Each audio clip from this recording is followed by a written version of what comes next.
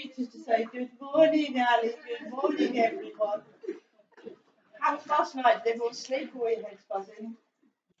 Both? We had a cracking night. I got to use everything that Zach taught me and a lot of what you taught me because we went to an awards dinner, as you know. And there were people on our table that were very, very, do you know who I am? So it was a really interesting thing. I kind of stood up a bit. Yeah, it was mainly me. And changed my language pattern. And then we had a bit of a dance and cleared the dance floor because I still can't get that one. But then we switched to the Kung Fu thing. I know you told us to do it all gracefully, but Chip and I couldn't get that, so we've given it that. It worked. So can I say, all of us had an absolute ball with you yesterday. And I know I kept saying it, the questions that were coming out, we just were not expecting. We're going to invite you all to join us if you want to at one of the other trainings that we do for coaches that are already qualified. Just sit in, have a look, because it's a little bit more advanced, and you'll see what I mean about the questions. Okay, but don't tell them I said that because that's really rude of me. But you'll see what I mean. What I want to do. Oh yes, I need to introduce Tally, and this is a special day for us. If Tally would like to come up here.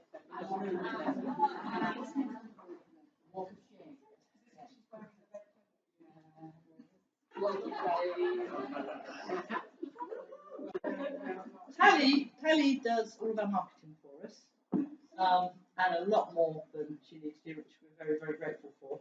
But Tally is known as Posh Spice, as you heard me say yesterday.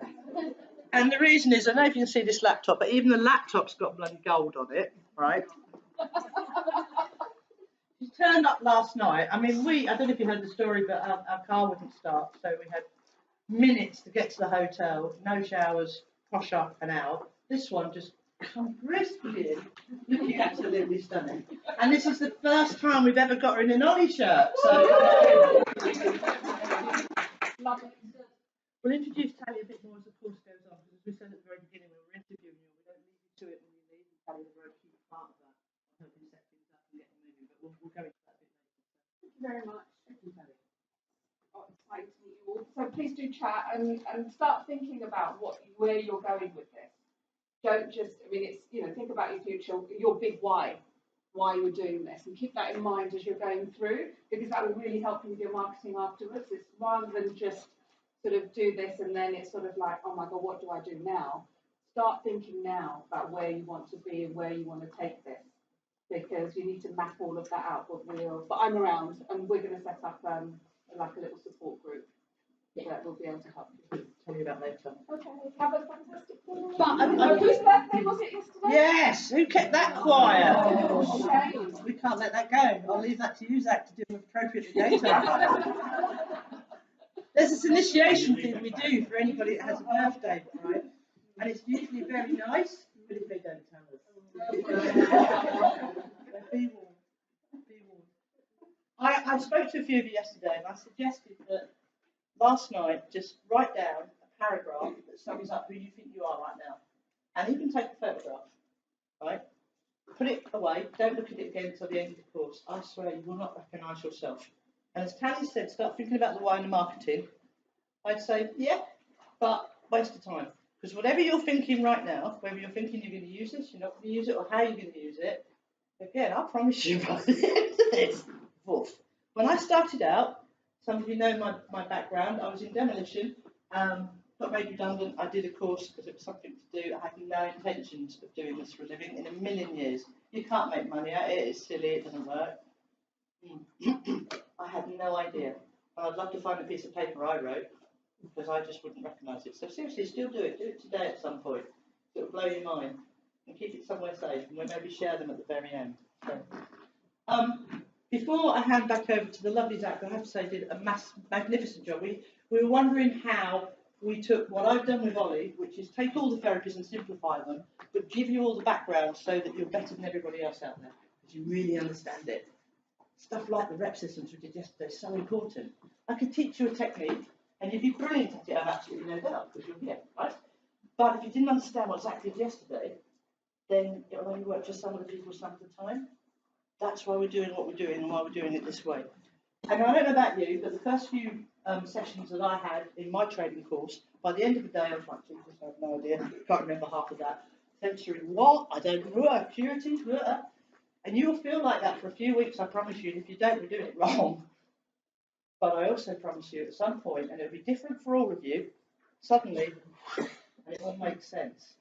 And it's the weirdest, loveliest feeling. But it'll happen at a different rate. And some of you will be really, really good at taking notes and understanding all the written work and the technical stuff, although trying to keep that low. And others of you, like me, I was rubbish at that, will just be so natural at the techniques. Be surprised. But then all of a sudden it gels. I promise you it will gel. And the reason we keep the group so small is we're damn sure it's going to gel. That's why we've got these lovely assistants here, and here of their own free will to help. Well, free will, I make them. But to help and support. So please ask some questions. By the end of this, we want to make sure you've all got everything you need. That's I don't want to send anyone out there that isn't everything they want to be and everything we need them to be. So yesterday, any questions from yesterday? Anything that kind of sunk in, didn't? And don't be afraid to put your hand up, because I promise you, I watched it yesterday from the back. There's a few of you went like that and didn't, which means there's a few of you thinking, I have no bloody idea what you just said. But you didn't put your hand up. So I was tempted to, but Zach ignored me. So today, hopefully now, we've all mixed and matched a bit. We're all a friendly group. There are no daft questions. The only daft ones are the ones you don't ask. So anything from yesterday that you struggled with, or that anything came into your head last night about what we did, or anything at all? Anyone?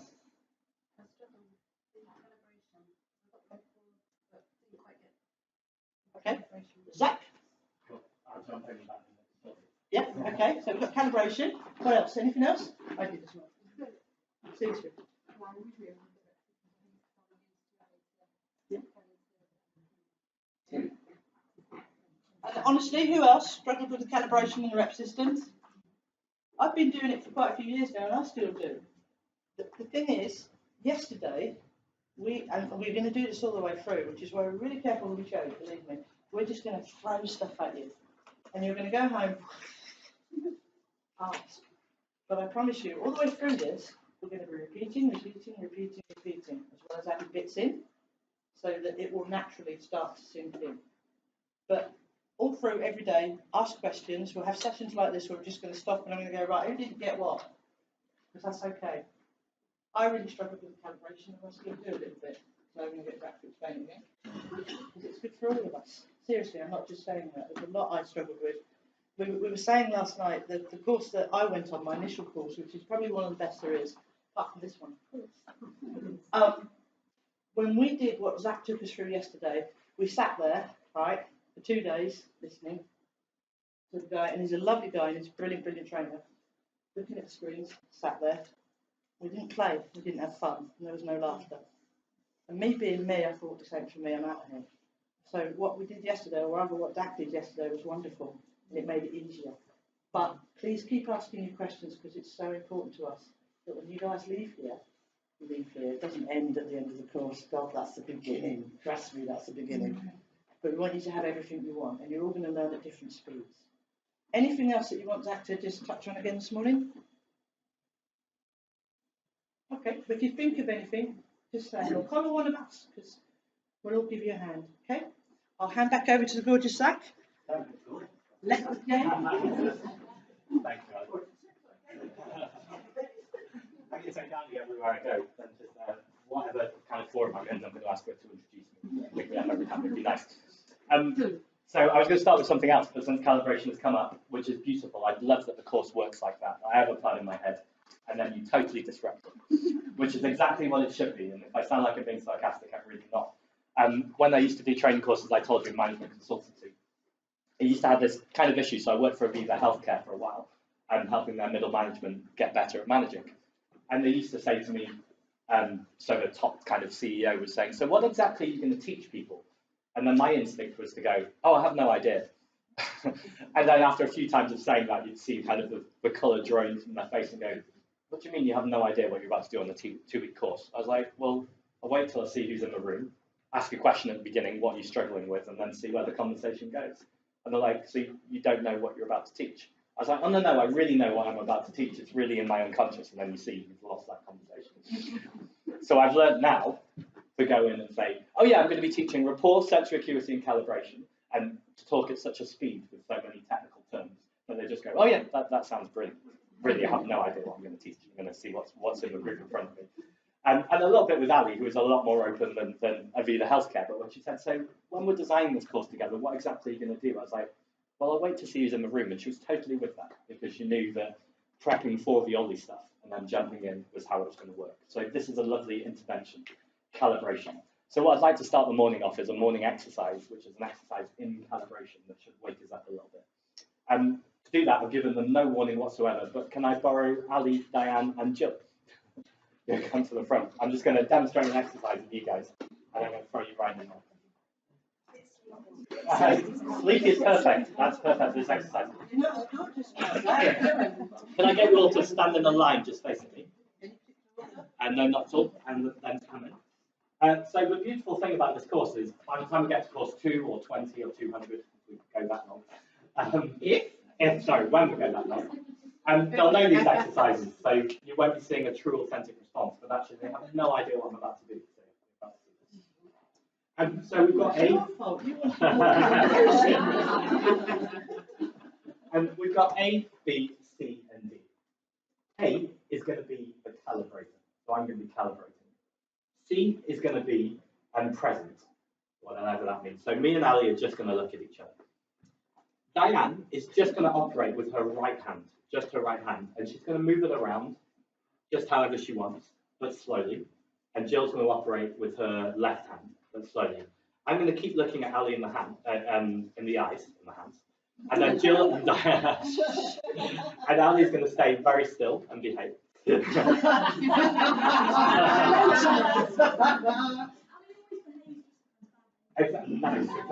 Ali will behave how Ali wants to behave.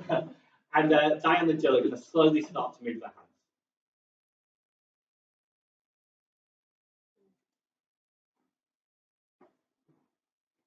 And when they realise that I'm getting better at it, better was a wrong word. What do I mean specifically by better? I just mean more effectively at copying them correctly. They're going to get a little bit faster and they're going to get a little bit trickier. And if I'm struggling, which is fine, they might slow down a little bit as well. Does that make sense? Okay, so thank you very much. Give them a round of applause. So what I'd like you to do is to get into groups of 4 and give this a go. Every minute and a half, I'll shout change. Ideally, as silence isn't a word I like to use, but towards silence. So if there's a bit of chatter or a bit of laughter, that's fine. But we're going for a kind of quieter morning tone. So groups of 4, and Diane and Emily, I guess if you guys can jump in to fill the 4s. Does that all make sense? Okay, off you go.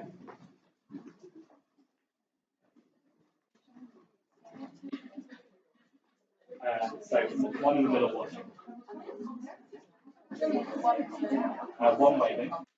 One present. And 2 on the other side.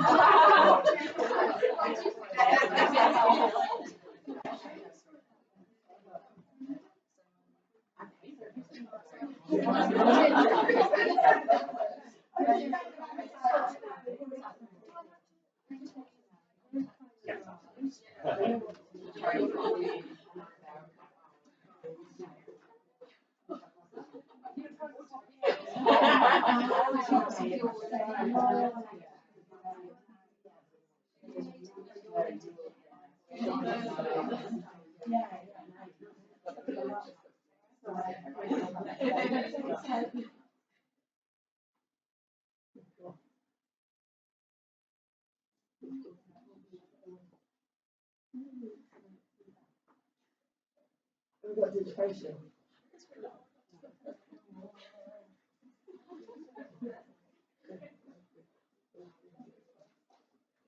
I've got the QR code.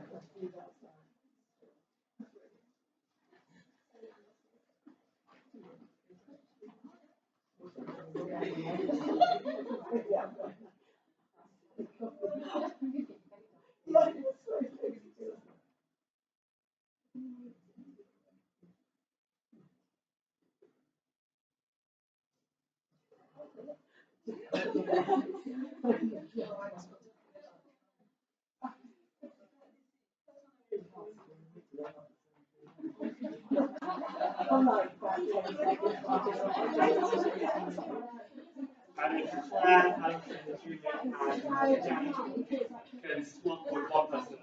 Just move on. So you check it.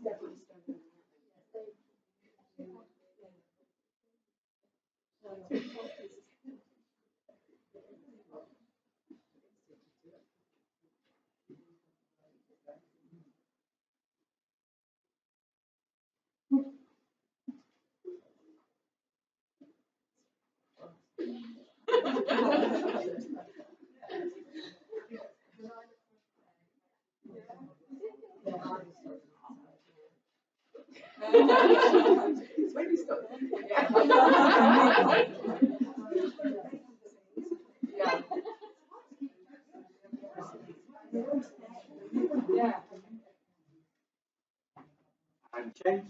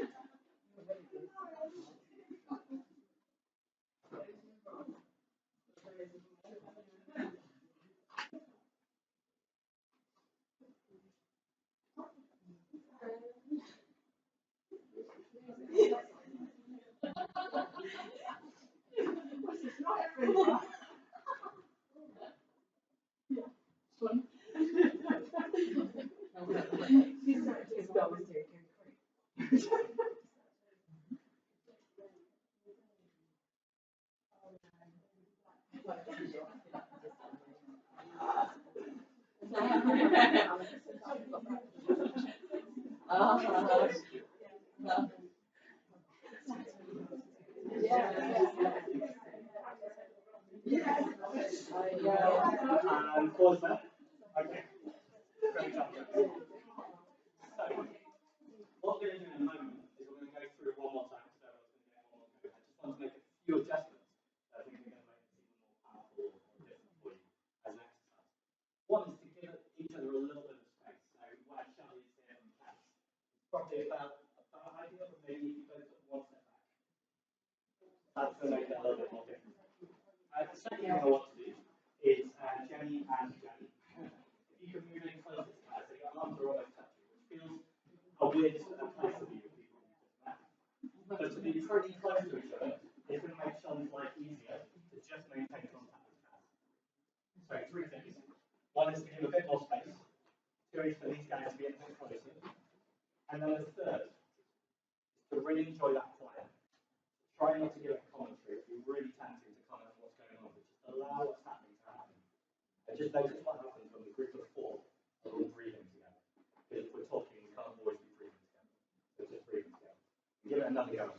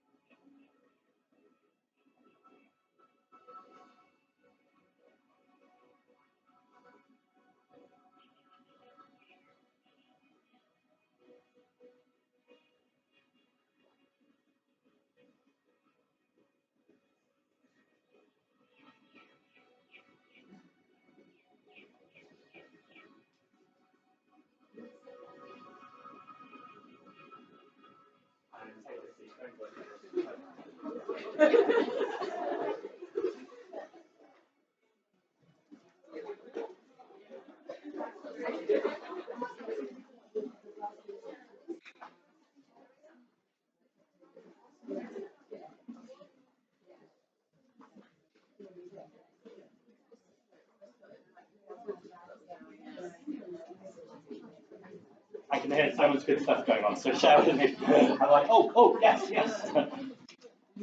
Thoughts? I'll leave it as open as that. Ali. I'll just own up because it's not what I always say, training and power. Can I understand why you do it?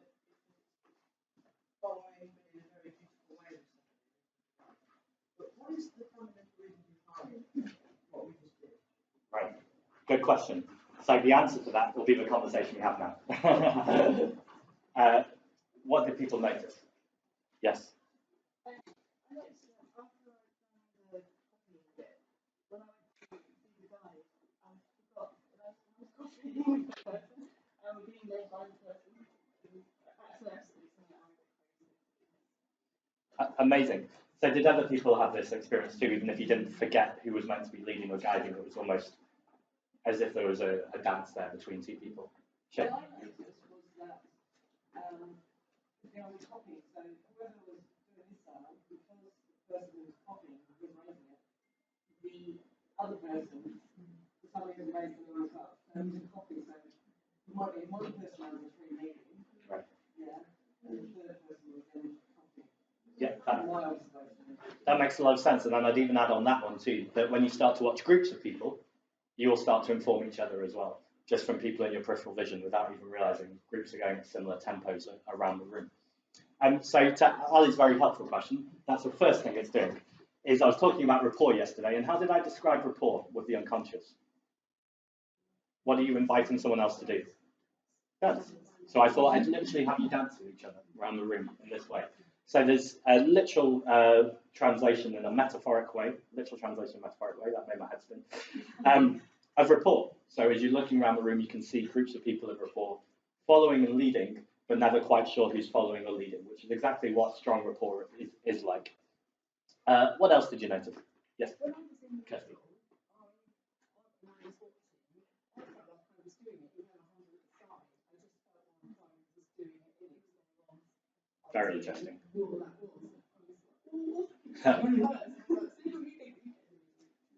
Brilliant. Did other people have this experience? And it's completely fine if you didn't. It might be, what is Kirsty talking about?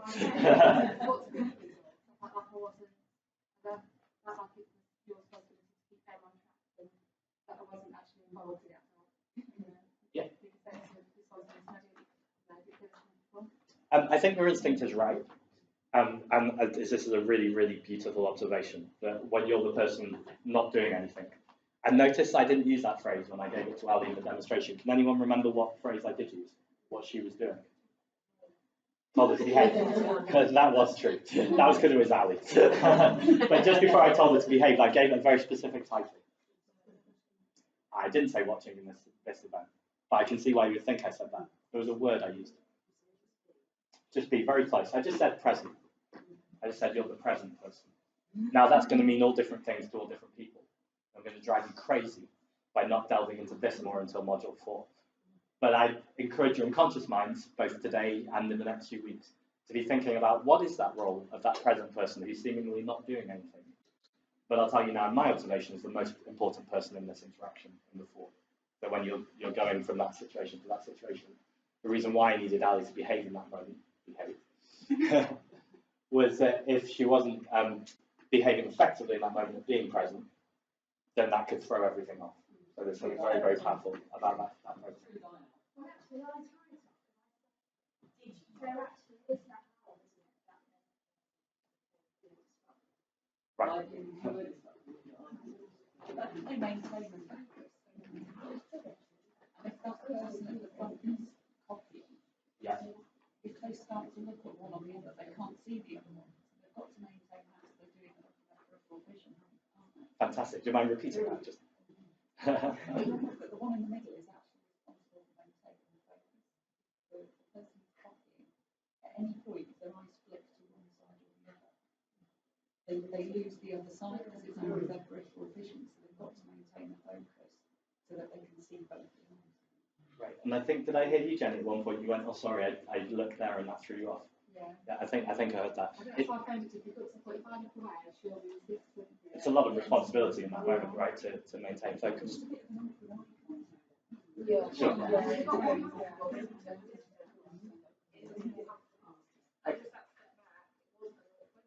Sure.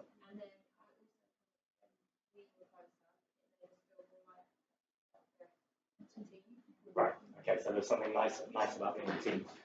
How was the speeding up or slowing down depending on how effectively the person was copying? Did you find yourself doing that? Was it a thought process? Did you kind of do it unconsciously as a group? You didn't particularly speed up.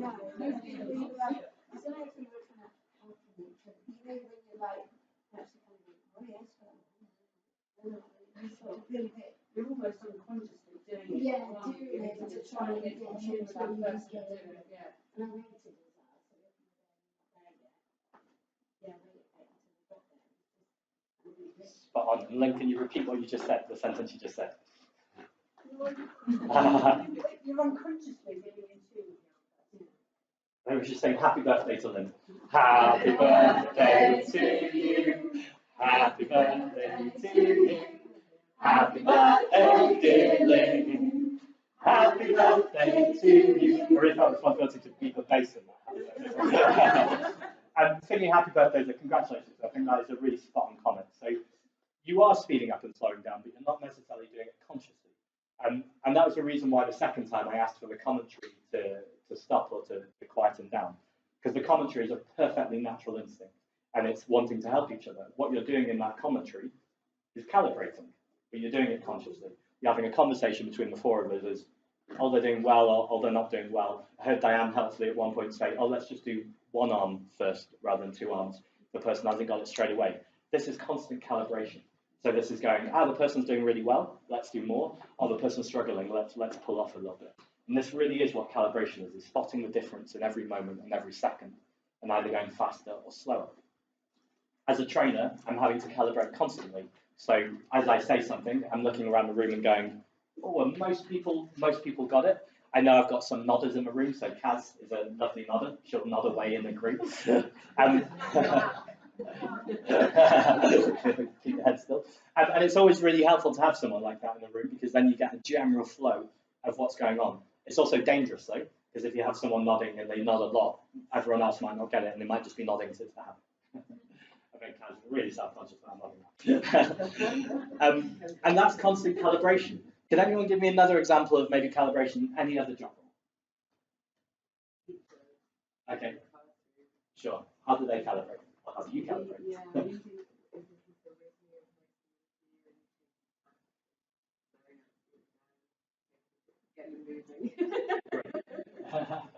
That makes a lot of sense. And in terms of how do you know when to change tack? Okay. And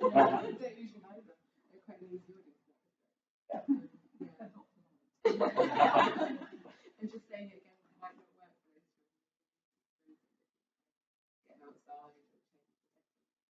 Brilliant. So we just heard I might read them a different way, I might say it a different way, or they might have to experience it another way.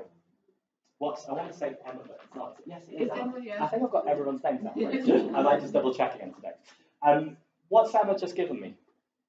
When she says, I'm reading the room, I'm saying a different way, and I'm checking the experience. The AT, she's given me all of those rep systems. So I'm answering your question now too a little bit. In that, because she's an experienced teacher, and I know there are experienced teachers in this room, you're very used to doing a lot of this stuff instinctively. You've had kids coming with you from all the different rep systems. And if as a teacher in your first year, you're not using all of those rep systems, you'll start to lose kids and you won't instinctively know why. You'll just know, there's some kids I'm not getting. So that will develop in you naturally ways of building rapport with the children who aren't naturally within your rapport system. So you get better at those rep systems. And what Emma just gave me was all 3 rep systems that she's using when she's trying to bring a group back. So you've been using sensory acuity, you've been in rapport, and you've been calibrating. You've been doing all of these things in the job. Exactly. Without being those words, which is perfect. And it sounds odd because I'm teaching these words. These words are completely useless. And I'll explain why I'm using these words in just a moment. But these words are just a helpful way of giving a frame of reference of what we're talking about. Otherwise, what we're talking about is very ethereal and we can't really touch it or put it in a wheelbarrow. I talk about putting nouns in a wheelbarrow. So things we can touch, we can put in a wheelbarrow, but we can't put these words in the wheelbarrow. Does that make some sort of sense? Okay, brilliant. And what else did you notice in this exercise?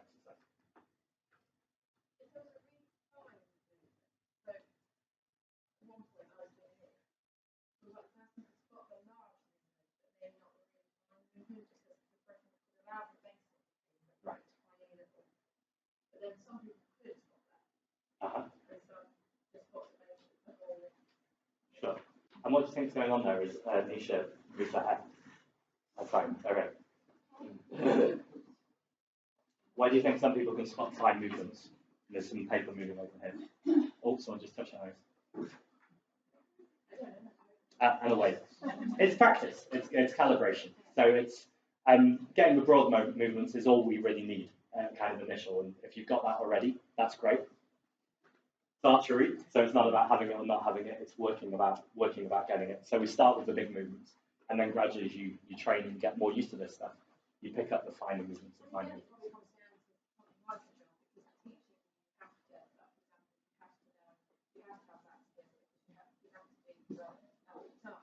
Totally. Right.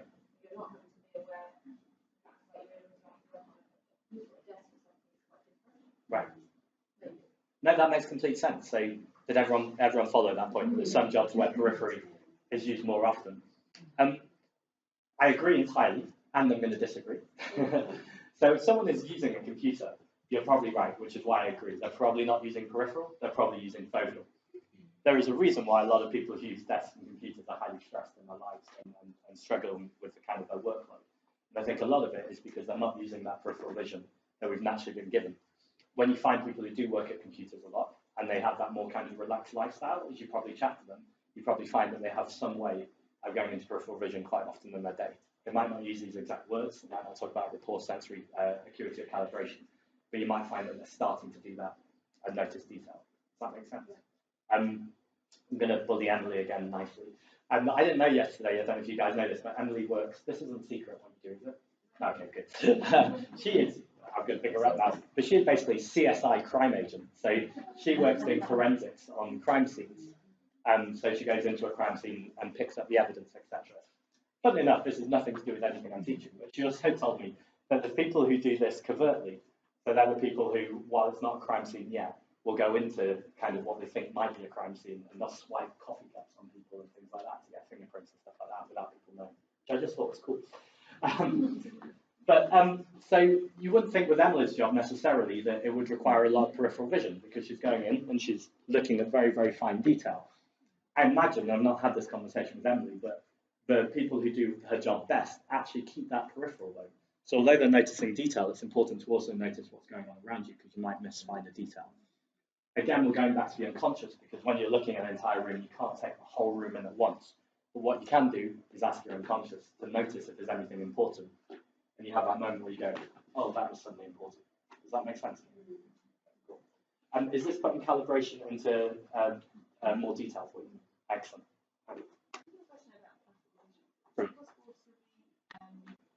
Overly confident, like to not be able to filter things out that I don't want to. Really good question. So bad according to whom is my first question. Yeah. Brilliant. Okay, so nice clarification. Is that difficulty for people?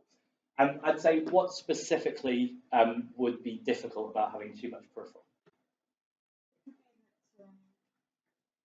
If you're on like a train and there are people nearby who keep into a repetitive motion at the side of your head, or no, it wouldn't be that, but you know, just imagine something, and it gets irritating, so you have to go like that. Right. And then something on the outside and like that, and Sure. Yes. I would say so, yes. So the one job that I also do that I've not spoken about at all, and because this usually changes how a room feels about me, is I also work in politics. And so something I do in politics a lot is go to events and you go to network and you go to chat to people. You can often tell a politician, because if I'm, say, suppose me and Julie are having a conversation, Julie might be talking to me, and I'd say bad politicians. They're just kind of looking around the room, noticing what's going on. When I got into politics just as a volunteer, it's not a professional job, I really didn't want to be that person who's distracted by everything, so I make a real effort to be present with people. I personally sometimes find it distracting because I work on peripheral vision all day. I can notice things going on and I just have to shut it down. But sometimes that takes me out of the conversation because I'm present and chatting with you and I'm thinking, no, I didn't want to notice that. I'm going to have to be back with you. Again, it's not particularly difficult. I wouldn't say it's particularly frustrating, but it is an awareness. Does that make sense? Cool. Would anyone else have any thoughts on that? Anything in their jobs where they notice? Right.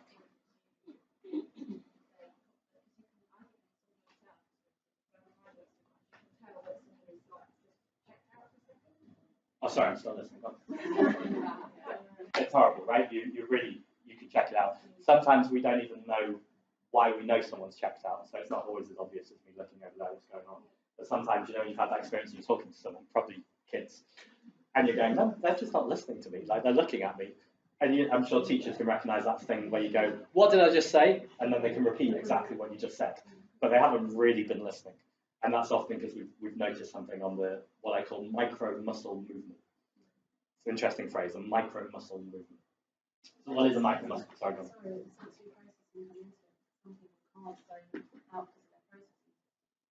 Yes, and that's very true as well. So it's important not to make assumptions, or sometimes people can't zone in because of the processing system. So of course we have people with special needs, or sometimes just with lack of behavioural flexibility. That means it's more difficult for them to maintain that rapport. What can we do to know that someone is not being rude, or they're not? Sorry, rude wasn't a helpful term. Look at Zach and go, that was not a helpful term. Okay. There we go. How can we check that someone is not listening, not because they're not being rapportful, but because there's a lack of sensory awareness?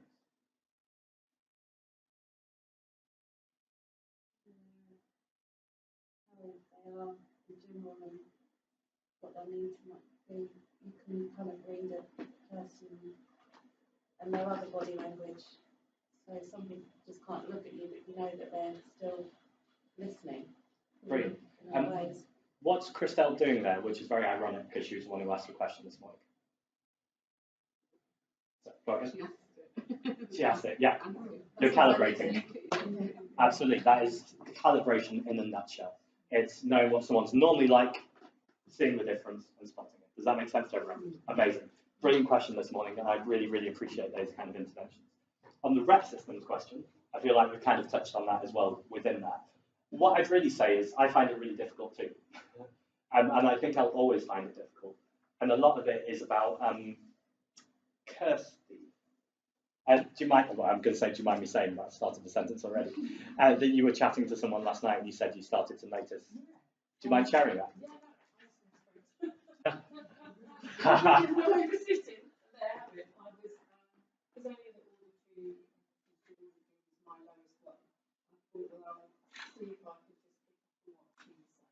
When she was talking about being a midwife, I was just taking note of what she was saying.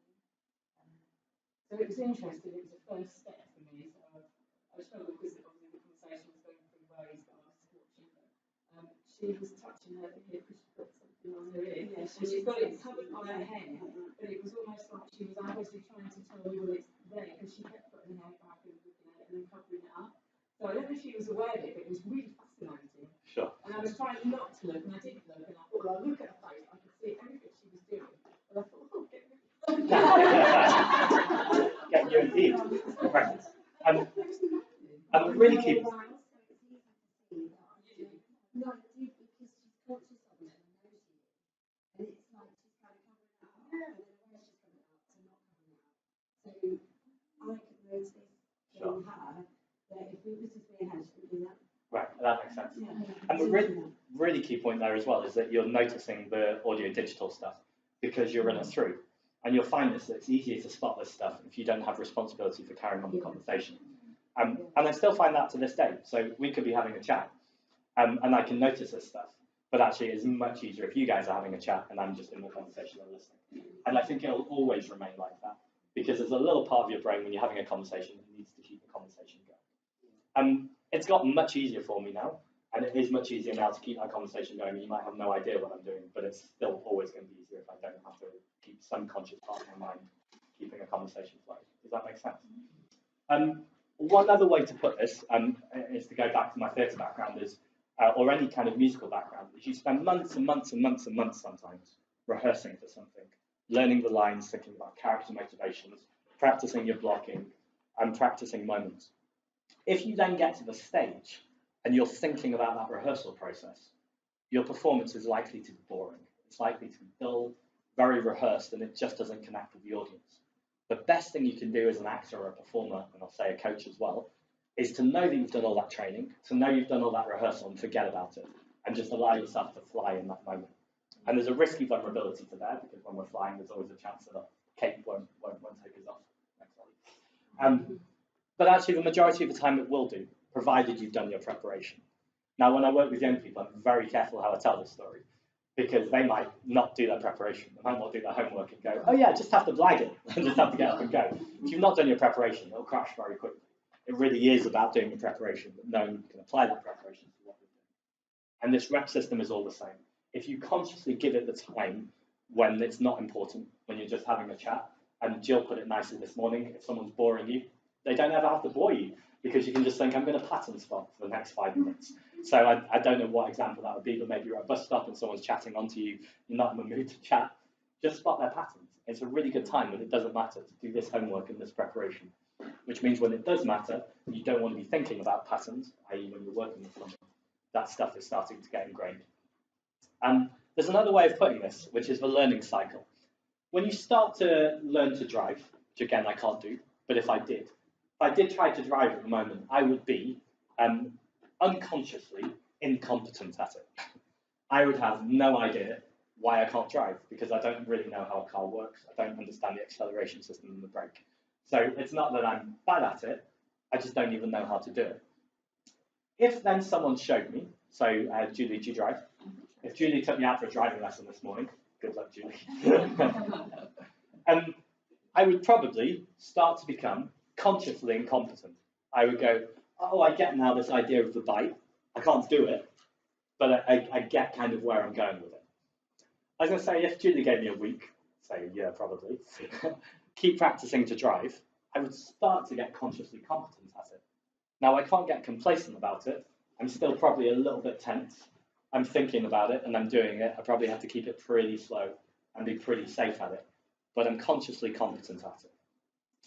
If I practice and practice and practice and get really used to driving, where do you think the drivers in this room are at?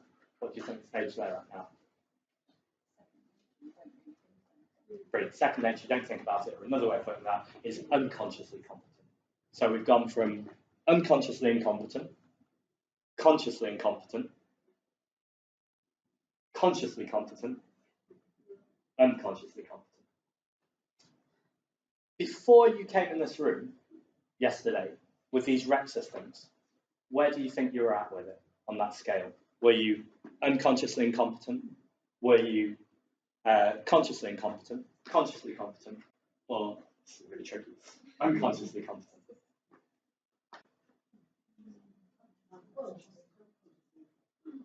People are going for unconsciously incompetent? Consciously incompetent. There's no right or wrong answer here. I'm going to suggest that you were probably unconsciously competent.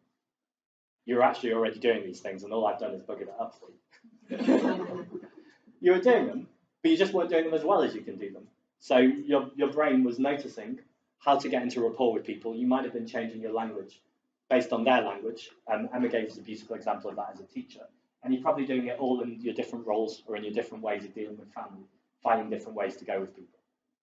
What I did yesterday was yanked you to consciously incompetent. Suddenly it became really difficult because you're doing something you've been doing all your life. And I'm kind of saying that this is a much better way of doing it, or a much more effective way of doing it. And your brain kind of goes, wow, this is a new thing. That's not a new thing. You've been doing it all your life.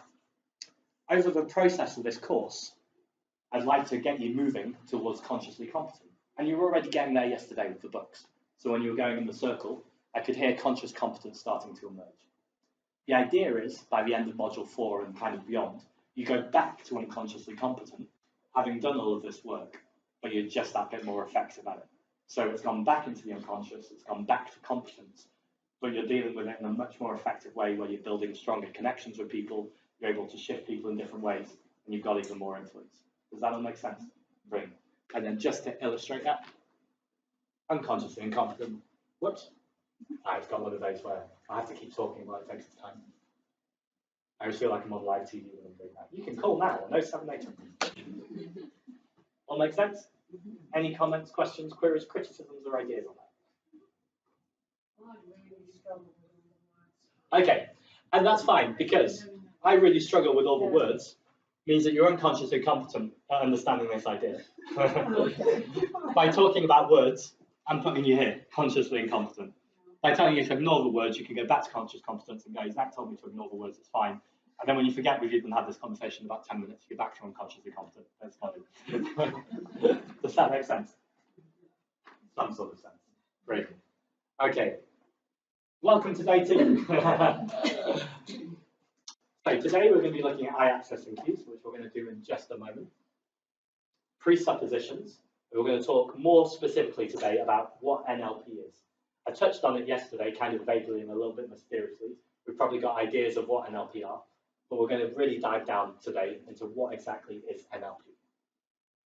I saw Jill stretch, but she was actually just scratching her head. That's an example of peripheral vision being annoying. I didn't need to check in with Jill. Clean language, the opposite of dirty language. I've used that one, haven't I? Open frame, this is what I was talking about yesterday. We've already started it a little bit, but this is any questions you have about anything. It might be completely relevant to something I've said, or it might even feel irrelevant. You're wondering why you've got this nagging question in your brain. Those kind of questions are the best because it's probably been sparked by something I've said or something someone else has said unconsciously, and it's a question that's probably going to really help the group. So again, I'm just planting that seed. Sorting and logical levels. This is the stuff that's going to frazzle our heads. I'm going to admit that now. It's completely fine. It's meant to frazzle our heads, and over the period of time, it'll start to make more sense. As the day goes, this is probably the most confusing bit, so I'll get you ready for that now by saying we'll all be completely confused, including myself. Meta model and chunking, and a headache cure. Now, a headache cure, exactly, it was put there deliberately. Headache cure is odd with everything else that's happening this weekend. This is working with other people who might have headaches. Why do you think that might be odd in line with everything else we've been doing this weekend?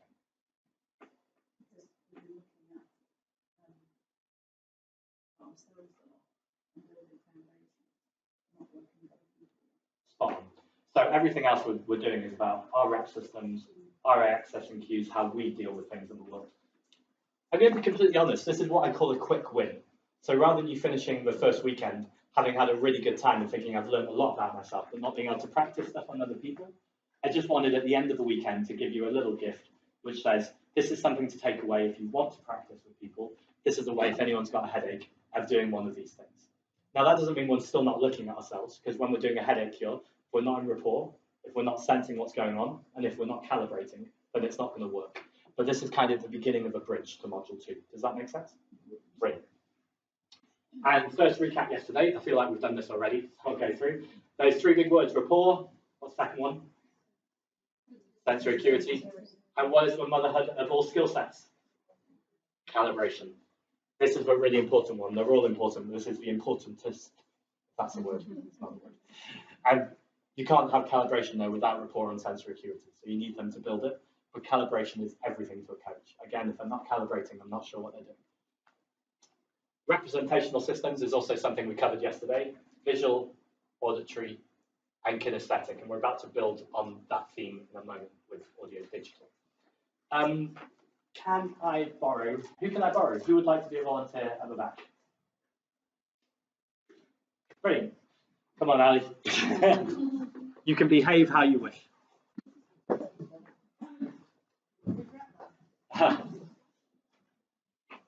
So if I can ask Ali to take a seat. Now I'm going to confess something as a trainer. When people do these kind of trainings, they say pick volunteers who are really good at the thing you're about to demonstrate, so people see best practice. I can get that because I think it makes their life easier as a trainer, but I don't think it's truthful and authentic. So when I pick volunteers, I genuinely prefer to just say, who wants to be a volunteer? And if Ali is great at demonstrating this, that's brilliant, we have a great demonstration. And if she isn't, that's fine too. You can see sometimes how it doesn't work and you can see how I deal with that. Does that make sense? So I just want to say that with all the demonstrations I'll do on the course, they might not be slick, and I'm okay with that, because I'm sure I'm slick, generally. Sometimes things aren't great, and you can see me not be slick and then get slick again. Does that make sense? Brilliant. Okay, so we have this I, which is also in your workbook. It has all the different ways that people look when they ask them questions. So what I'm going to do is ask Ali a series of questions, and I just want us to notice where her eyes go. Now, this won't be as genuine and authentic as someone in real life, because they haven't just heard me say this, and they're not thinking about their eyes. What I'm going to encourage Ali to do is just instinctively allow her eyes to go wherever they want to go. Everyone with me?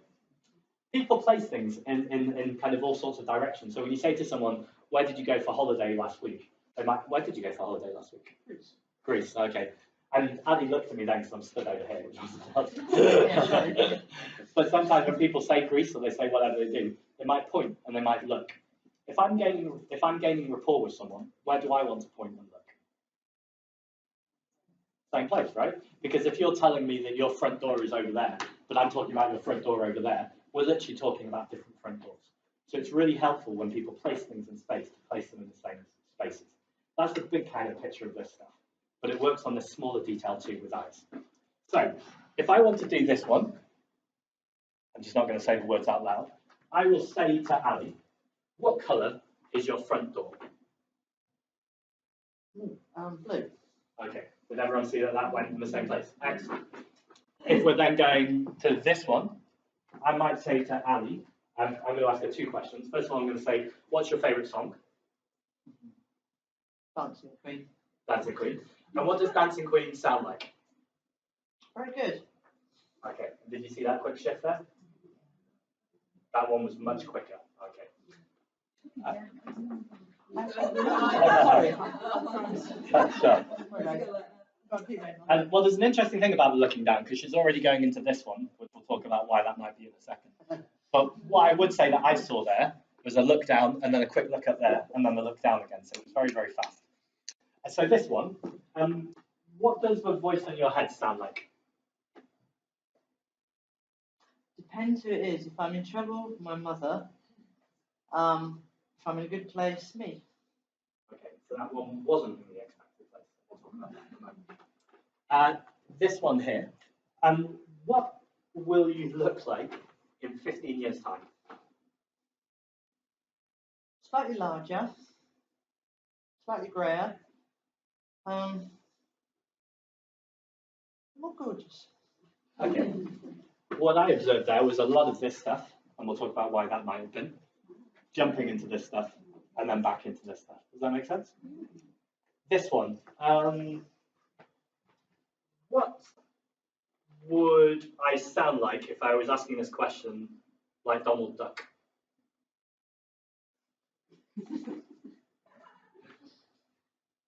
I like Donald Duck.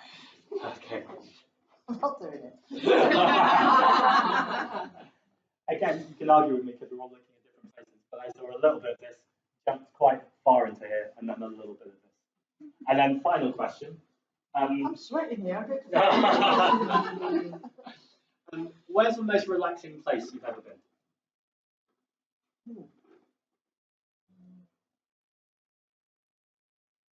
I'm pulled. Hot air balloon, Egypt, pyramids, and our retirement home in Australia, which is perfect. And why does it feel perfect, the retirement home in Australia? It's peaceful, quiet, lots of nice memories there. Safe. Yeah, very safe. And unsafe. Give Ali a round of applause. Thank you very much. Excellent.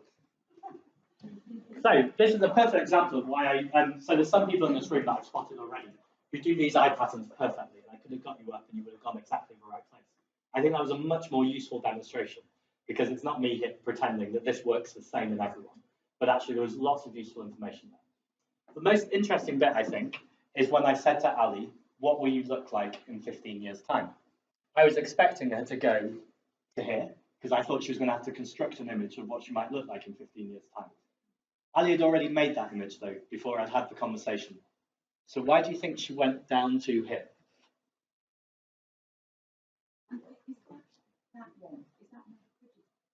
This one is kinesthetic, it's feelings.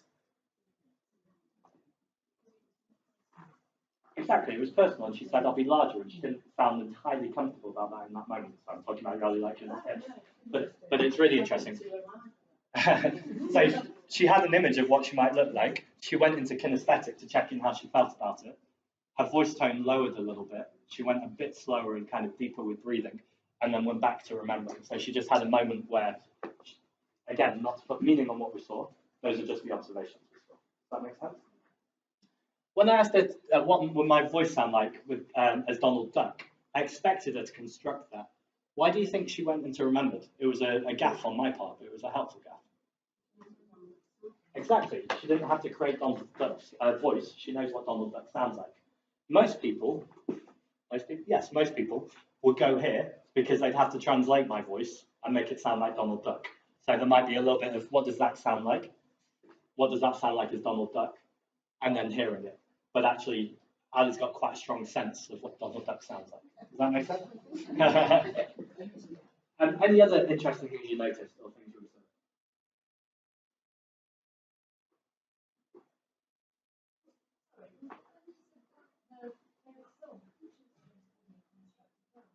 On the favourite song? What was your favourite song again? Dancing Queen. Yes, you're completely right. Why do you think that happened? Literally, and then she said, "I'm not going to sing it." So exactly, it was constructing exactly what that moment sounded like. Brilliant question, because my next question, you kind of partly just answered it, is why is this helpful and useful? What can we use it for? Brilliant. It's just information. It is more information. Again, I'm not going to give you the same rant that I gave yesterday about the rep systems. Applies completely to this too. It's really useful, really helpful until you believe it's true. It's not true at all. However, the majority of people behave in this way. Sometimes it's completely the other direction. So literally everything is flipped, but you start to notice straight away. How can I start to work out what someone's organizational system is?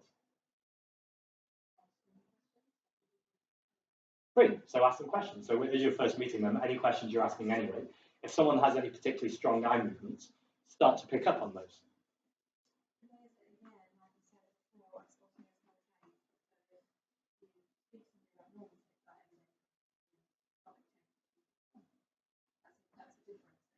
Right. So Kaz is talking about spotting difference. What skill set is she using there? Yes! Good, exactly. That is spot on what this is. It's an exercise for calibration. It's just another way of calibrating. And this is why I'm really glad that we spent the day yesterday talking about rapport sensory acuity and calibration. This is often one of the first things that people are taught, but before they're taught rapport sensory acuity and calibration. And they might not even be taught those things specifically at all. And then people don't know what to do with it. They just think, oh, it's interesting, but I'm not sure what to do with it. One of the most effective reasons you can be using this is as a tool to calibrate, which is exactly what we just did with Ali then. This is information. I'm not putting my story on it. I might be completely wrong as to why her eyes went into those different places. But I started to notice difference. I started to notice change.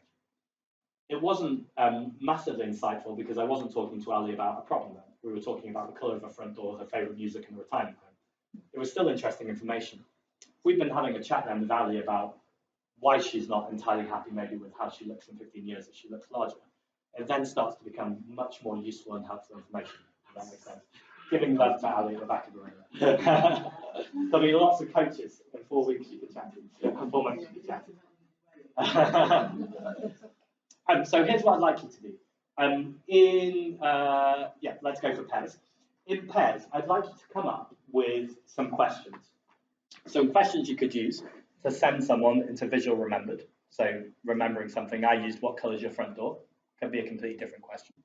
Audio remembered, so about a piece of music or a soundtrack, something you remember. Audio digital, that's the chatting away to ourselves, sending people into internal dialogue. Someone who's heavily AD, so who uses audio digital a lot, will be in here a lot anyway. A lot of the time we'll be pulling it out, we'll be pulling them out of it.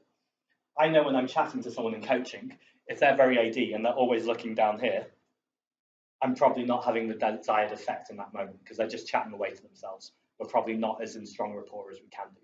So this is a really helpful and interesting one if someone keeps going to it, that you'll probably want to change track because I'm calibrating and noticing the difference. Visual construct, so what question can you ask to get someone to imagine something that they've not seen? Audio construct, imagine something they've not heard. And finally, how can we send someone into feelings? Again, someone who's very heavily kinesthetic, or maybe there's other people in the room too, I'm sure there probably is. And sometimes it's about dragging them out of their feelings because you can't have a rational conversation. It's just kind of, how am I feeling about this right now, etc. Does that make sense? So all I want you to do really is you're almost reverse engineering it. You're looking at these statements and you're just in your pair having a chat about what questions would possibly send people into these places. Yeah, no, that's really helpful. So the question I asked Ali is, what does it sound like when she's chatting to herself? But let's do another one. Can anyone think of another audio digital conversation? Audio digital question.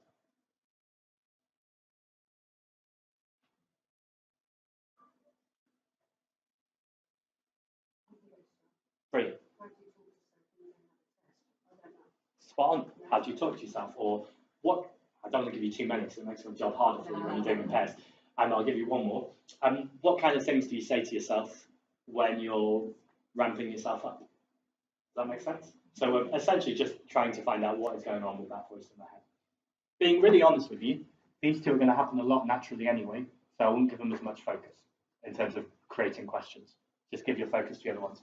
So say if you come up with 1 or 2 questions for each of them, that's a really, really good way to start. And I'm going to give you 10 minutes to do this. 10 minutes to a pair, just to come up with a list of questions for each one. Okay?